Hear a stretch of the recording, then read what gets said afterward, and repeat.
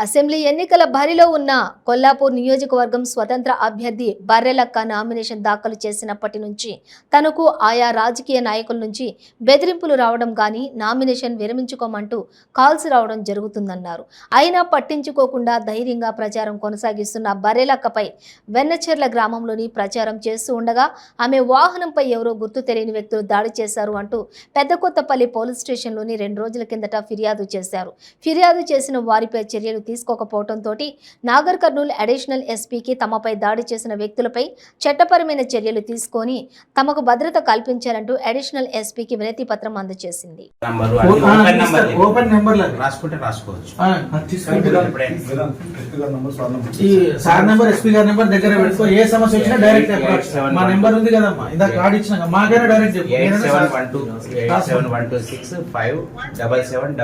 SP గారిది 8712657700 SP sir 01 additional 02 additional SP అట్లా ఆ సిరీస్ అంతా సార్ 577 కర్ణ శిరీష కొల్లాపూర్లో నామినేషన్ వేసిన స్వతంత్ర అభ్యర్థి. తను ఒక దరఖాస్తు ఎస్పీ గారి పేరు మీద ఇచ్చారు, తనకు రక్షణ కావాలని. దీన్ని ఇప్పుడు ఎస్పీ గారు బయట అవుట్ ఆఫ్ హెడ్ క్వార్టర్ ఉన్నారు, తను వచ్చిన తర్వాత పెట్టి అప్రాప్రియేట్గా ఆమె ఎలాంటి రక్షణ కావాలనేది ఖచ్చితంగా provide. So very poorest of the poor, so voice of the voices is in front of you. We are the journalist unions, national journalist unions. We 100% supported that girl.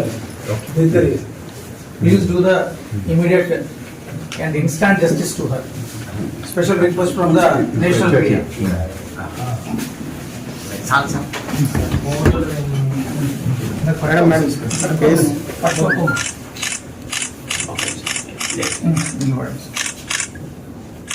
దాడి జరిగింది. సో ఆ దాడి గురించి నేను ఎస్పీ ఆఫీస్లో complaint raise చేయడం అయితే జరిగింది. వాళ్ళు ప్రొడక్షన్ ఇస్తామని నాకైతే చెప్పారు. ప్రొడక్షన్ కోసం వెయిట్ చేస్తున్నాను అంతే, ఇంకా జరగలేదు అంతే. అన్న పెద్దకొత్తపల్లి ఎస్ఐ గారు మీరు కంప్లైంట్ చేశారు కదా, మీ కంప్లైంట్ పైన ఏం స్పందించారు? ఫస్ట్ ఆఫ్ ఆల్ వాళ్ళని అరెస్ట్ చేయలేదు, ఎందుకంటే వాళ్ళు జస్ట్ కొట్టి పోలేదు, కత్తులతో భయపెట్టించారు అనమాట. అంటే ఇప్పుడు అది మర్డర్ అటెంప్ట్ కిందకి వస్తుంది కన్ఫామ్ గా. కత్తులు తీసుకొని భయపెట్టించారంటే మర్డర్ అటెంప్ట్ కిందకి వస్తుంది. మర్డర్ అటెంప్ట్ చేసిన వ్యక్తులను ఇప్పటికైతే అరెస్ట్ చేయలేదు. సో అరెస్ట్ చేస్తామని వెళ్ళారు, కానీ అరెస్ట్ చేసి తీసుకురాలేదు. మేము రియాక్షన్ తీసుకుంటామన్నారు, కానీ ఇప్పటివరకు ఎలాంటి రియాక్షన్ అవ్వలేదు. ఎఫ్ఐఆర్ కాపీ అయితే ఇచ్చారు మాకు, మొన్న నైట్ ఇచ్చినాం. ఇప్పటివరకు కూడా మమ్మల్ని పిలవలేదు. మరి వాళ్ళ అరెస్ట్ చేసి మాకు ఎలాంటి ఇన్ఫర్మేషన్ అయితే ఈ ఎలక్షన్ అయ్యే వరకు మీ ప్రొటెక్షన్ ఇస్తామని చెప్పి వాళ్ళు హామీ ఇచ్చారా?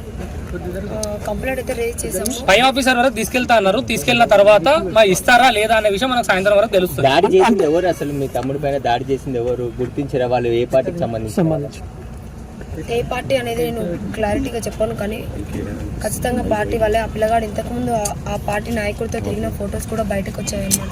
అంటే పార్టీ అంటున్నారు కదా, అధికార పార్టీ లేకపోతే ప్రతిపక్షాలు ఎవరు అనుకుంటున్నారు? బయట పెట్టాలని చెప్పి తనకు ఉద్దేశం లేదు, బయట చెప్పాలని నాకు లేదు. ఈ వీడియో వాళ్ళు కూడా చూస్తారు ఖచ్చితంగా. నేను ఎట్లయితే చేయాలనుకుంటున్నానో వాళ్ళు కూడా ఖచ్చితంగా చూస్తూనే ఉంటారు. సో ఆ రాజకీయ నాయకుడితో నా ఫొటోస్ దిగినవి కూడా ఉన్నాయి. ఆయన పర్సనల్ డ్రైవర్ అంట, నాకు కూడా తెలిసింది. సో ఇదైతే ఖచ్చితంగా ఇంతకు ముందు వరకు ఏదో తెలియక చేశారేమో అనుకున్నా, కానీ ఇది కావాలని మాత్రమే చేయించారు. ఏంటి ఎవరు అనేది నేను ఇంకా చెప్పను, వాళ్ళ మనసాక్షికి అనేది. మీ ప్రచారంలో భాగంగా ప్రజల స్పందన ఎలా ఉంది? ఒక నిరుద్యోగుల పక్షాన మీరు పోరాడుతున్నారు, ఆల్రెడీ కొల్లాపూర్ నియోజకవర్గంలో ఎమ్మెల్యే అభ్యర్థిగా చేస్తున్నారు కదా, ప్రజల ఆదరణ ఎట్లా ఉంది? ప్రజల స్పందన అయితే ఖచ్చితంగా చాలా బాగుంది, నన్ను ఆదరిస్తున్నారు బాగా. నేను ఒకటే చెప్తున్నా, నేను చేసినటువంటి గొప్ప పనికి దేశం మొత్తం కదిలి నా దగ్గరకు వస్తారు. కొల్లాపూర్ నియోజకవర్గ ప్రజలకు ఒకటే చెప్తున్నా,